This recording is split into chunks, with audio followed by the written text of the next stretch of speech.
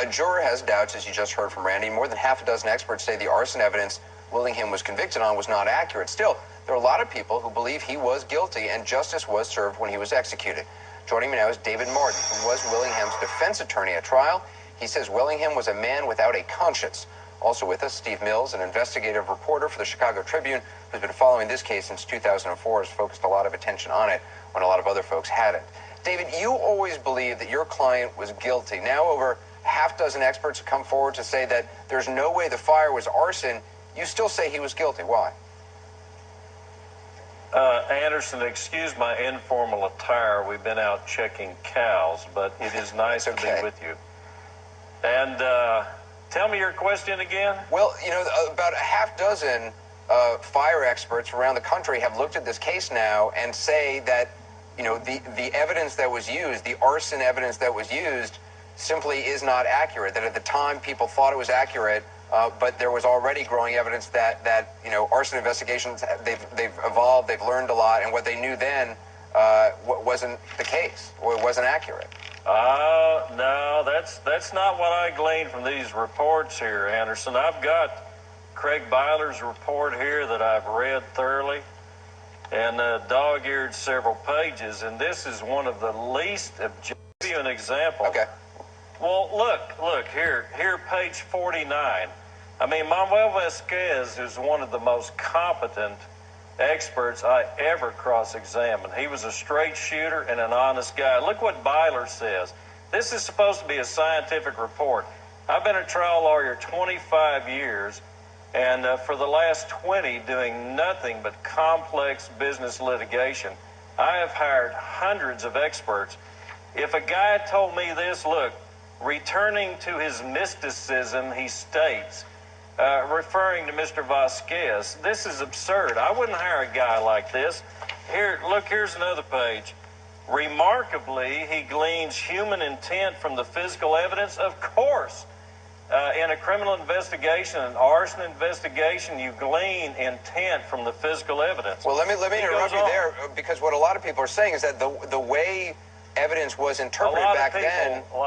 Well, six different investigators. Steve, let me bring you into this. Well, let me bring you into something. Steve, let me bring you into this case. You've been investigating this case. Do you believe Willingham was given a fair trial and his defense team did all they could and that the evidence was accurate?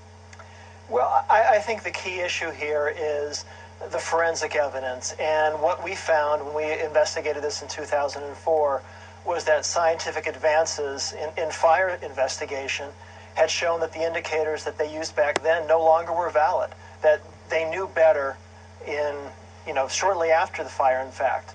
Those advances were in place and were being distributed around the country to fire investigators.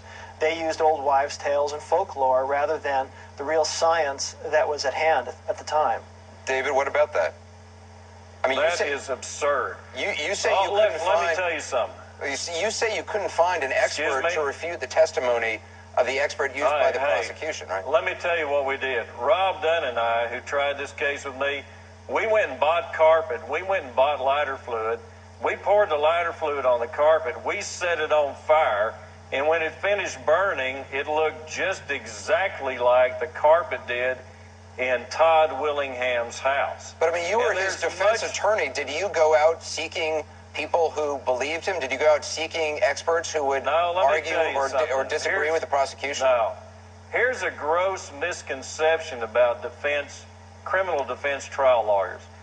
When a client tells you his story, you don't just stupidly accept everything he says. The role of the defense attorney is to test the state's evidence, vigorously cross-examine their witnesses, and can they prove their case beyond a reasonable doubt. If they cannot, even if the person is guilty, he is found not guilty. That's the role of the defense attorney. But David, let me ask you this: if there are six experts who have come forward saying the evidence was faulty, why couldn't you have put one of them on the stand? That is not the case.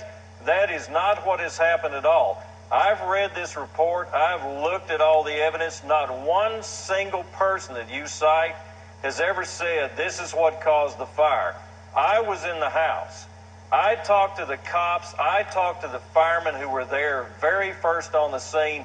I looked at the pictures. When you walk through that house, the children's bedroom was set aflame, Right. obviously by an accelerant. But David, I got to tell you, you sound like the sheriff you once were, and not a defense attorney. No, I don't. I wasn't a sheriff. I was a defense attorney. I represented hundreds of criminal defendants. I won lots of criminal cases. Okay, Steve, let me I've been bring a you. trial lawyer for 25 years. Steve, let me bring you in. Sure. In fact, Mr. Martin and Mr. Dunn did contact a fire expert up in Dallas, and that expert thought that Mr. Vasquez and Mr. Fogg were correct. We tracked him down when we did our investigation. He had great regret that he had done that. He understood now that the science had changed, had advanced, and that he had made a big mistake Am back I still then. on? Yeah, go ahead, Steve. This is ridiculous. Go ahead, David. This is absurd. Look, let me tell you something. You take lighter fluid, anybody in the audience, you pour it on a carpet, you set it on fire, it looks just like those pictures. Okay. There was no question whatsoever that he was guilty. But look, the defense lawyer doesn't have to believe the client. You test the state's evidence. You read the record. We tried that case vigorously.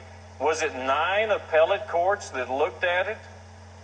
All right. This is an absurdity. And Mr. Blyler's report, I've read it in its entirety. The jury hears, and that is indicia of guilt, and that's why they found him guilty, I think, Well, Steve, in but- less than 30 minutes. Steve, But what? I don't No. think anybody's nominating him for Husband of the Year, but that's not what he was executed for. Well, The you're issue way here- off topic. You are way off topic No, here. but We're talking about David, the evidence you brought presented in to evidence the jury. fact that he was buying drinks for somebody. He could be a jerk and respond badly to something. That doesn't make him guilty of you something. just wait just a minute. Wait a minute. He told 4 different stories. Now, look, I was appointed to represent him. Right. And when I try a case, criminal case, civil case, I test the state's evidence. I thoroughly, vigorously cross-examine. But David, what do you make of the fact every what Steve single mentioned, witness. that he's talked to the guy, the investigator you talked to, who at the time supported the evidence, and now says, you know what, I was haven't wrong. seen that. You what? And there- in fact, there give me are the guy's investigators- phone number. Let me call him. Officials from No, the that fire isn't marshal's true. office also agree that the science has changed. Nearly every reputable fire scientist around the country agrees with this. Now, they don't say what caused the fire. They can't tell at this point. It's too late. The evidence has been destroyed. But what they point out is that the indicators that the investigators used at the time, Vasquez and Fogg, The no longer meant indicators, anything. look, you pour lighter fluid on a carpet and you set it on fire. It looks But David, just you're like not an the investigator. pictures You're not an around arson expert. So the idea that you were pouring No, I accelerant am and an came to an investigator. opinion. I'm the trial lawyer. I put on the evidence. I investigate. I talk to the witnesses. I examine the evidence. I dig the thing to the very bottom of the case, and I present Why it did your to the client jury. then try to I get am you the off the guy. case and try to get another attorney? That's absurd. When did he ever try to get me off the case? Well, That is a didn't he rumor. ultimately get another attorney? No. If he'd wanted another attorney, the county of Navarro, Texas, would have paid for another lawyer. Well, Steve, he Of did course get another he didn't lawyer, want didn't me off he? the case. He had another lawyer on appeal. On In appeal. on his final appeals, Well, yeah, he had another lawyer on appeal. I'm not the appellate lawyer. I'm the trial lawyer. Well, I tried the case. All right, we went over time, but it was a great discussion. I appreciate both you guys coming on, David Martin, Steve Mills. We're continuing to follow it. I do appreciate both your expertise. Thank you. So- Let me know. Thank you. What do you think about this new information? What do you think about the discussion you just heard? Join the live chat right now at ac360.com. We'd love to hear from you.